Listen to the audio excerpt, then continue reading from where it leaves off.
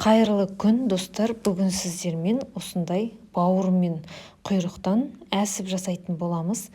Құйрық салып жасасаңыз да болады, салмай жасасаңыз да болады. Енді құйрық салып жасасаңыз, дәмі деген өте керемет болып шығады. Білесіздер, құйрық адам денсаулығына пайдалы екенін. Балдарда тамаққа салынған құйрықты былайынша жемейді. Осындай әсіпке салып жіберіп берсеңіз, балдарыңыздың иммунитеті көтерілетін болады. Ең алдымен сәбіз жуамызды бір түйір жуа, бір түйір сәбіз және де құйрығымыз турап аламыз, және де бауырымызды осылай мясорубкіден өткізуге дайындап алатын боламыз. Турап бауыр, құйрық, сәбіз жуамыз турап болған соң мясорубкіден, яғни ет тартқыштан осылайша тартып өткізіп алатын боламыз. Осы уақытта шамалап жарты шай кесе күрішімізді жылы суға жібітіп қоятын боламыз. Егер күрішті көп салып жіберсеңіз, әсіміміздің дәмі онша болмай қалады. Сол себепті күрішті аздап салам, және де әдемі дәм берсін деп шамалап қолдың фаршын салып жібердім. Фарш салсаңыз да ерекше дәм береді.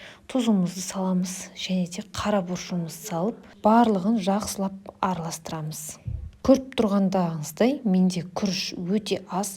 Күріші аз болса, құрғақ болмайды, әсібіміз сочный болып шығады. Сондықтан барынша күрішті аз салуға тырысыңыздар. Менде жылқының ішегі, үйдегі бар ішектен жасадым. Осылайша ішегімді алдын ала жуып алдым, терісті қаратып, әдемілеп жуып, осылай дайын болған бауырымды, фаршымды, күрішімді осылай жаймендеп салып алдым. Қатты нығыздап салуға болмайды, өйткені қанша дегенмен ішінде аз болса да күрішіміз бар, қатты ісініп кетуі мүмкін. Сондықтан фаршымызды нығыздамай салып шығамыз. Ішекке фаршымызды салып болған соң байламай тұрып, ішегіміздің ішінде ауа қалып қалуы мүмкін. Сол ауаны қолымызбен басып шығарып алып, барып ішегімізді байлайтын боламыз. Мінекей, әсібіміз дайын. Енді осыны бір ыдысқа мұздай су құйып, соған салып 30-40 минут аралығында пісіріп алатын боламыз.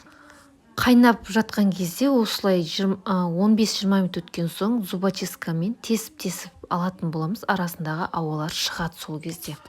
Мінекей, әсібіміз дайын. Мен піскен әсіпті алдында осылай турап, қызып тұрған тапаға бір 2-3 минутқа қуырып алдым. Құйрық салып пісірген соң ба, әсібім дәмді болып шықты.